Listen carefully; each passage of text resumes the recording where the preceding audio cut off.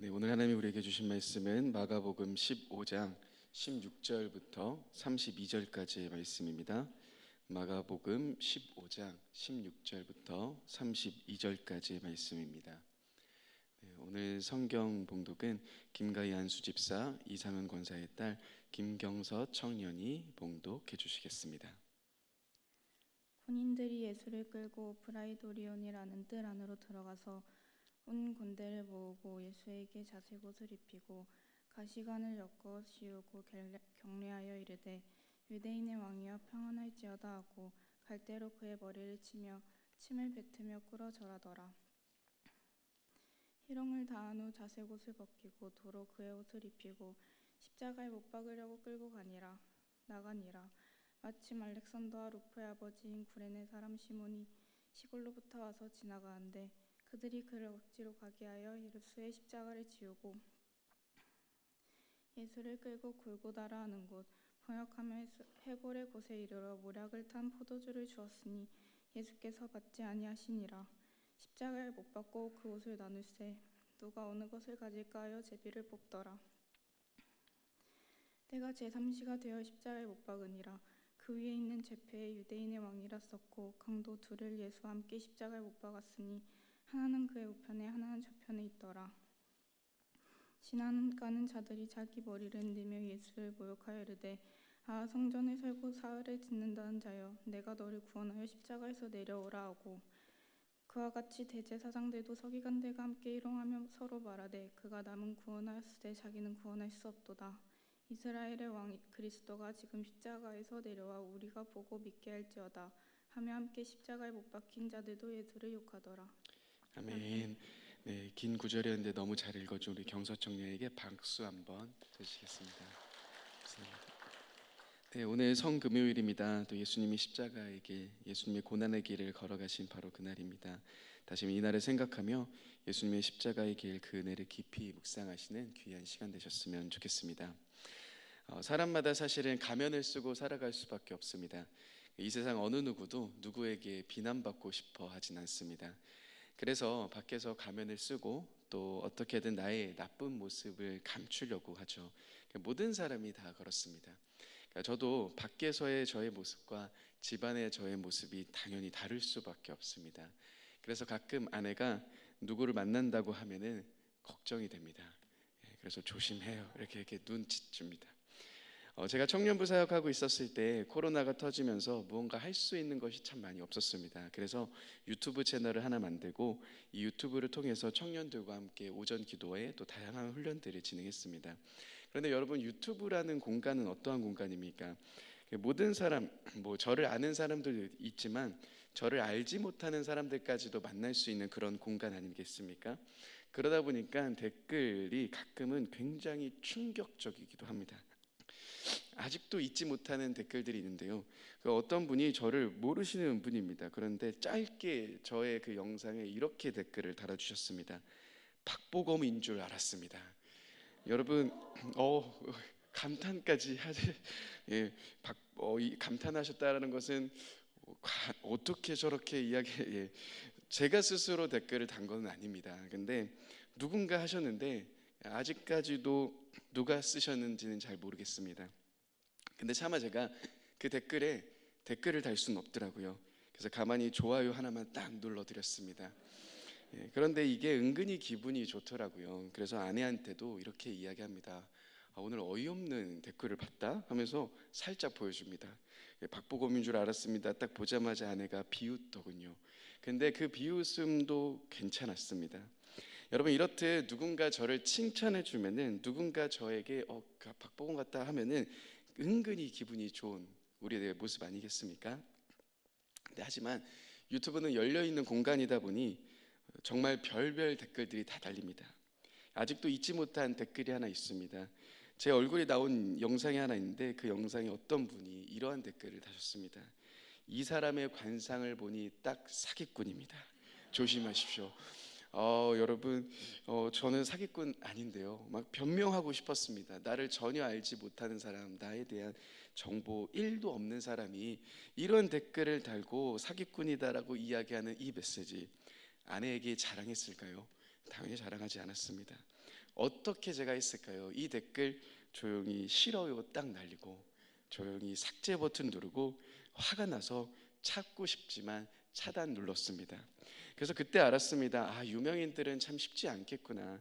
박보검 같다라고 말하는 그 말 은근히 기분 좋고 하루 종일 행복했는데, 사기꾼 같다라는 그 말 한마디, 나 사기꾼 아닌데 정말 하루 종일 화가 나고 이 글 누가 쓴 거야 라는 것을 추적하고 싶을 정도로 너무나도 큰 어려움 속에 있었습니다. 여러분, 그런데 저는 이 예수님의 십자가에 지시는 장면 속에서 이해가 안 되는 장면이 있습니다. 누구든지 당연히 좋은 모습, 누구든지 나의 멋진 모습을 기록하고 싶지는 않겠습니까? 물론 이 성경이 하나님의 감동으로 쓰여졌습니다. 그런데 우리 하나님 자신의 독생자 이렇게 비참한 모습까지 굳이 기록하셔야 하는 이유가 있었을까요? 아니, 그렇지 않더라도 이 마가복음을 쓰고 있는 마가가 예수님의 멋진 이야기, 예수님의 아름다운 이야기, 기적을 일으키시고 엄청난 능력과 권세, 멋진 부분들, 그런 부분들만 기록하면 얼마나 좋겠습니까? 분명 십자가가 필요합니다.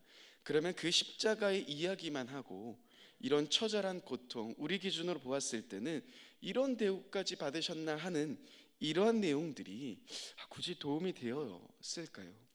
왕으로 이 땅에 오셨다 말합니다. 왕으로 이 땅에 오셨고 하나님 나라의 왕으로 오신 그 하나님의 아들께서 이러한 비참한 모습, 소위 사람들에게 멸시받고 조롱받는 이러한 처절한 모습 기록하신 이유, 저는 이 말씀을 볼 때마다 요것만큼은 좀 빼셨으면 어떨까라는 생각들이 자주 듭니다. 여러분, 예수님은 저처럼 그저 사기꾼 정도의 말을 들으셨던 게 아닙니다. 어떠한 대우를 받으셨습니까? 17절 18절을 보시면요, 이런 이야기를 합니다. 예수에게 자색 옷을 입히고 가시관에 엮어 쓰이고 경례하여 이르며 유대인의 왕이여 평안할지어다. 여러분, 단순히 이 말씀, 우리의 말씀을 힘들어하는 것 가시관 정도입니다. 사실 이들이 지금 하고 있는, 이 군인들이 예수님께 하고 있는 이 대우는 행전, 그 승전을 축하할 때 로마 황제에게 했던 그 예식 그대로를 하고 있는 겁니다. 그런데 그들은 그 예식 속에서 무엇을 추가합니까? 예수님에게 가시관을 씌웁니다. 또한 19절에 보시면은 그 왕 앞이라고 이야기하는 그 분에게 갈대로 머리를 칩니다. 침을 뱉습니다. 또한 거기에 전혀 어울리지 않는 꿇어 절까지 합니다. 가이사 앞에 절하는 것처럼 예수 앞에 절하는 이 행동, 그러면서 갈대로 예수님의 머리를 치고 있습니다. 그리고 성경은 이 행동을 다한 후에 이렇게 표현합니다. 20절 첫 시작은 어떻게 합니까? 희롱을 다한 후. 한마디로 조롱했다라는 겁니다.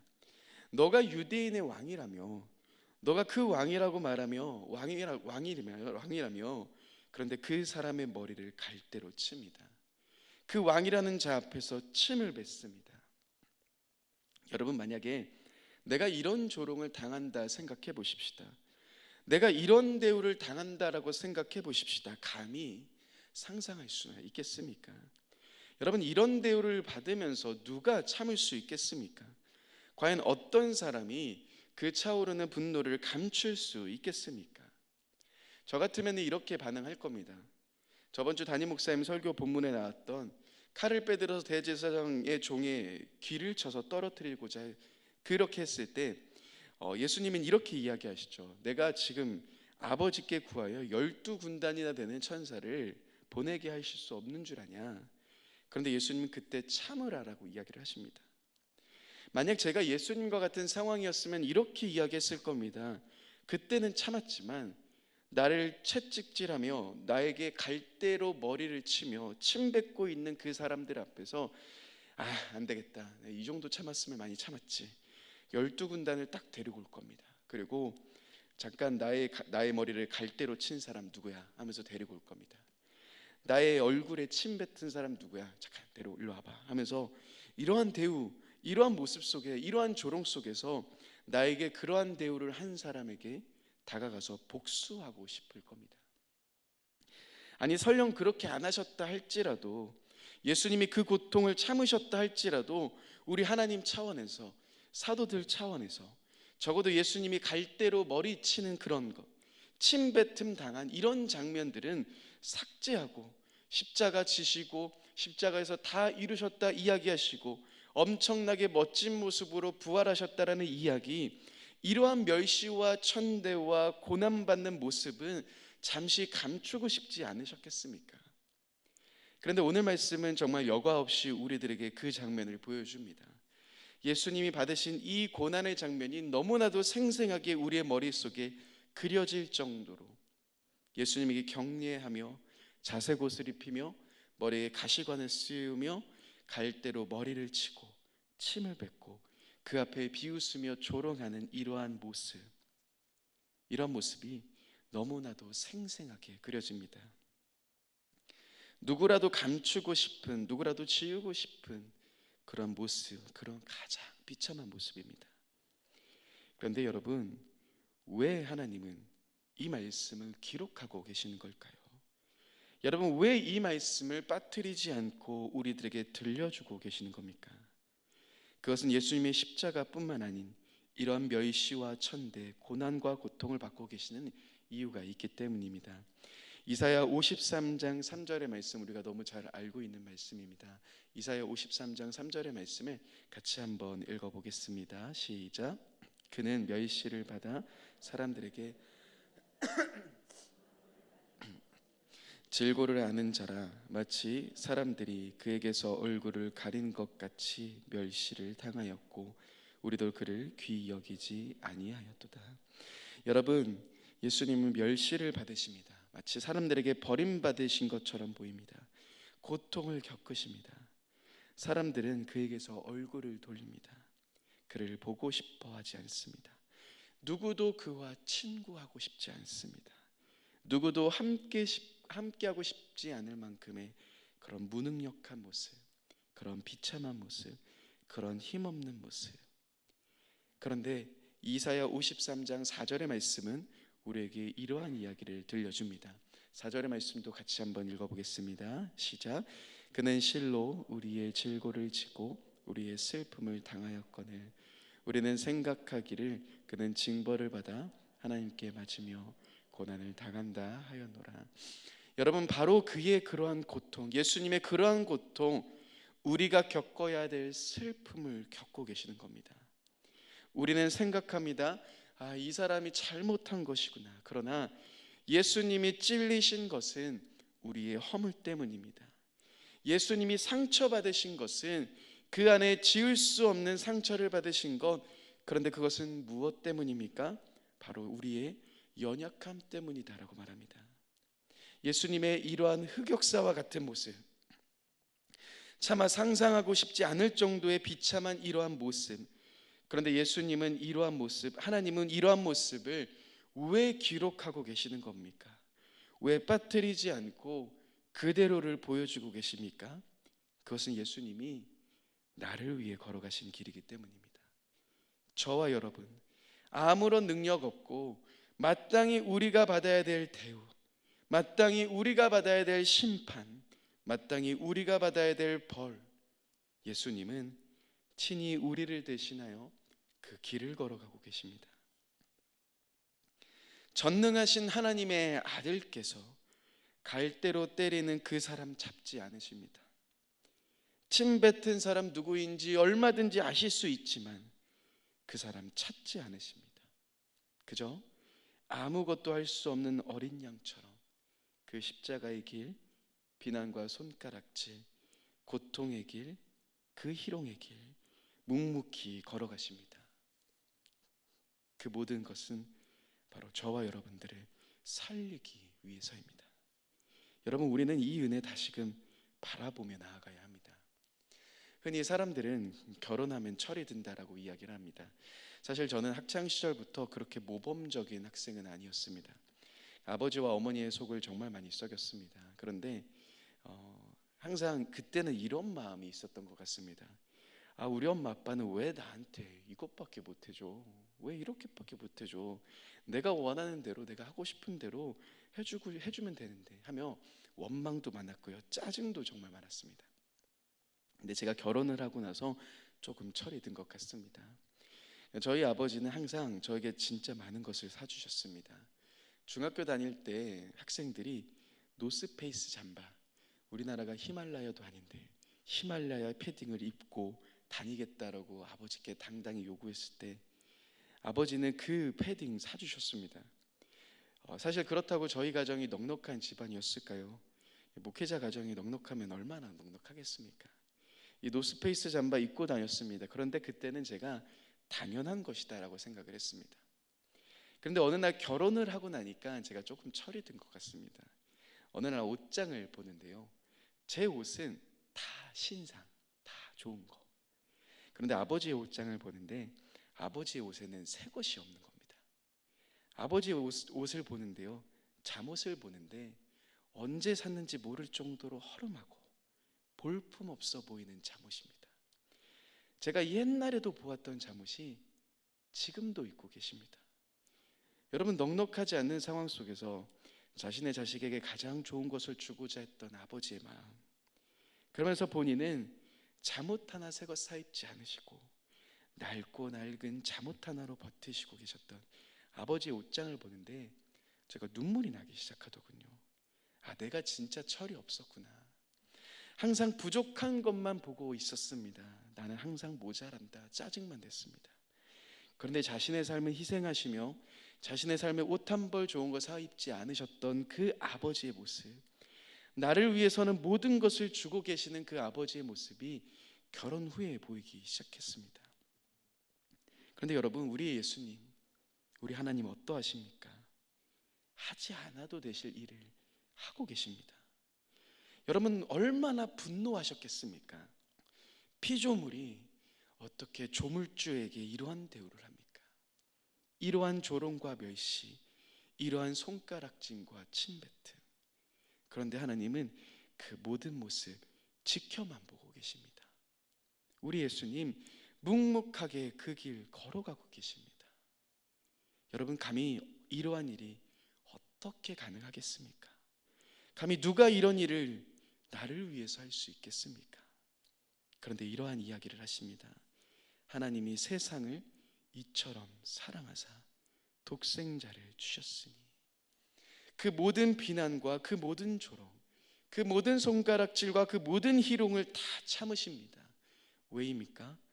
바로 저와 여러분, 아무런 가치 없어 보이며 아무런 능력 없어 보이는 저와 여러분들을 사랑하셨기 때문입니다.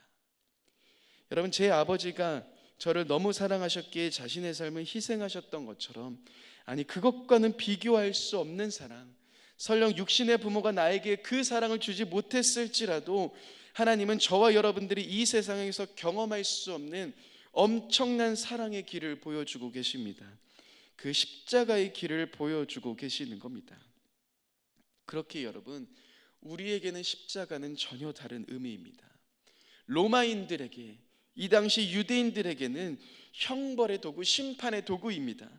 저주받은 자, 죽어야 마땅하는 자가 사용되는 그 비참한 도구입니다. 그러나 우리들에겐 다릅니다. 우리에게는 십자가는 하나님의 엄청난 사랑이 담겨져 있는 곳입니다. 이 십자가를 바라볼 때 우리는 나에게 베풀어 주신 그 아버지의 사랑, 예수님의 고통, 내 대신 받으신 그 예수님의 고통, 그 은혜, 그 사랑이 생각나는 자리입니다. 그렇기에 우리는 이 십자가의 길을 향해 가게 되는 겁니다. 예수님이 걸어가셨기에 우리는 예수님이 걸어가신 그 길을 걸어가게 되는 겁니다. 예수님이 걸어가신 이 십자가를 나 역시 짊어지고 그 사랑을 경험하는 내가 그 십자가를 짊어지고 걸어가게 되는 겁니다. 그런데 여러분, 마지막 여기에 놀라운 비밀이 숨겨져 있습니다. 우리가 하나님께 받은 사랑이 많기에 그것을 깨닫는다면 나 역시 이 십자가를 지고 나아갑니다. 그런데 예수님이 짊어지셨던 십자가, 그 당시에 어떤 의미였습니까? 저주였습니다. 그 당시에 형벌이었습니다. 그 십자가는 심판의 의미였습니다. 우리가 받아야 될 마땅한 그 심판이 담겨져 있습니다. 그런데 이제 저와 여러분들이 짊어질 십자가는 전혀 다른 의미가 되어버립니다. 베드로전서 4장 1절에는 이렇게 이야기합니다. 그리스도께서 이미 육체의 고난을 받으셨으니 너희도 같은 마음으로 갑옷을 삼으라라고 이야기를 합니다. 예수님의 그 십자가의 길, 그 고난의 길, 내가 짊어질 때 이것은 갑옷이 된다라고 말합니다. 또한 베드로전서 4장 14절에는 이렇게 이야기합니다. 고난받을 때, 조롱받을 때 오히려 복이 있다라고 이야기를 합니다. 영광의 영, 하나님의 영이 우리 위에 계신다라고 말씀하십니다.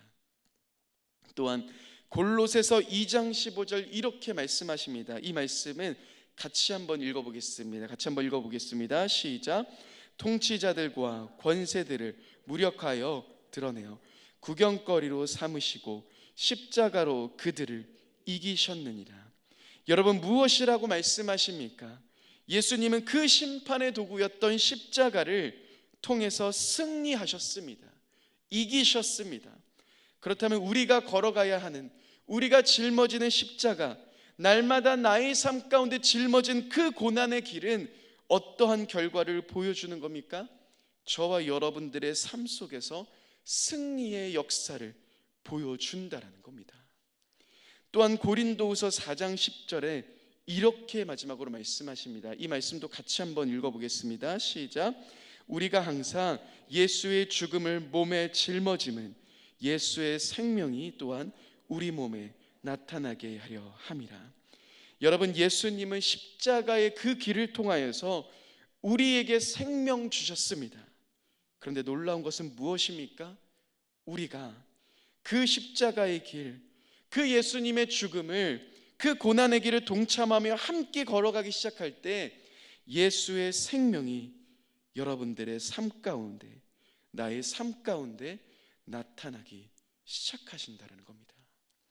여러분, 여러분들이 계신 회사에서, 여러분들이 계신 가정에서, 다락방에서 우리는 그 십자가의 길을 걸어가야 합니다. 하나님은 그런데 그 길을 통하여서 우리의 삶 가운데 승리의 역사, 생명의 역사를 이뤄가시는 겁니다. 여러분, 누구나 힘든 길 가고 싶어 하지 않습니다. 누구나 비난받고 싶어 하지 않습니다. 누구나 조롱받고 싶어 하지 않습니다. 그러나 우리가 짊어지는 나의 십자가, 그 십자가, 고통과 조롱과 멸시와 어려움이 있는 그 자리이지만 여러분, 그 자리는 심판의 자리가 아닙니다. 그 자리는 승리의 자리입니다. 여러분들이 그 길을 걸어가실 때 여러분들의 가정에서, 여러분들의 직장에서, 여러분들의 공동체 속에서 그 십자가의 길을 걸어가기 시작할 때 여러분들을 통하여서 예수의 생명 나타나기 시작할 것입니다.